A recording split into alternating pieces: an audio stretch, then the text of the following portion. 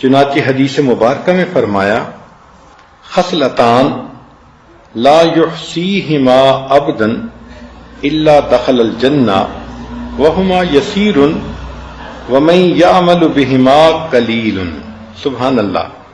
عبداللہ ابن عمر روایت کرتے ہیں کہ نبی علیہ السلام نے فرمایا دو عمل ایسے ہیں کہ جن کو کرنے والا جنت میں جائے گا، وہ کرنے آسان ہیں مگر کرنے والے تھوڑے ہیں۔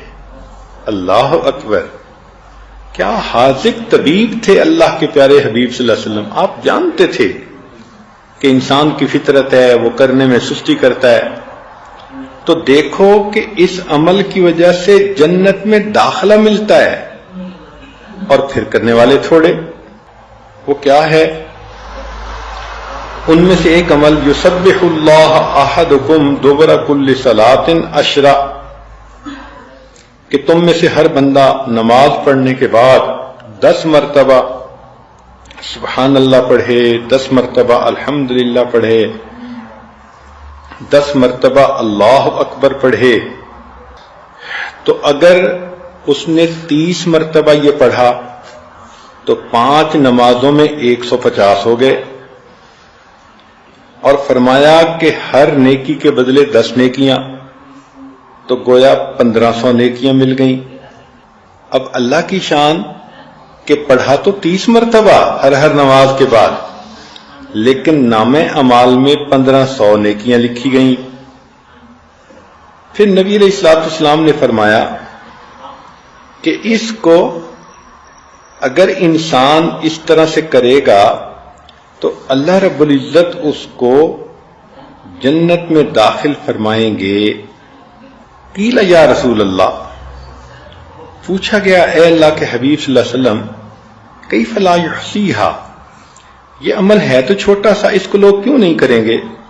قال صلی اللہ علیہ وسلم، نبی علیہ السلام نے فرمایا کہ یأتی احدکم الشیطان وہو فی صلاتہ فیقول له اذکر کذا واذکر کذا ویأتیہ عند منامہ فینومہ، چنانچہ جب وہ نماز پڑھے گا تو شیطان آ کے کان میں پھونکے گا فلاں کام کرنا ہے، تو وہ اس کو پڑھے بغیر اٹھ جائے گا مصلی سے، اور جب نیند کا وقت آئے گا تو سونے سے پہلے اس کو پڑھنے کی بجائے اس کو نیند غالب کر دے گا۔ اس وجہ سے عمل تو یہ چھوٹا سا ہے اور جنت ملتی ہے مگر کرنے والے تھوڑے ہیں۔ اب دیکھیں نبی علیہ السلام کی بات 100% صحیح۔ ہم نمازیں تو پڑھتے ہیں مگر نماز کے بعد اذکار کوئی نہیں ہوتے الا ماشاء اللہ۔ خوش نصیب عورتیں ہوں گی جو تسبیحات فاطمہ ہی پڑھ لیتی ہوں، اور کئی تو آیت الکرسی بھی نہیں پڑھتی حالانکہ اتنی اہمیت ہے اس کی۔ اور یہ باقی اذکار یہ تو ذہن میں خیال ہی نہیں جاتا۔ تو ذرا نماز کا سلام پھیرا اور شیطان نے خیال ڈالا میرا فلاں کام رہ گیا، فلاں، بھائی جہاں 10 منٹ نماز میں لگے تو 5 منٹ اور سے ہی۔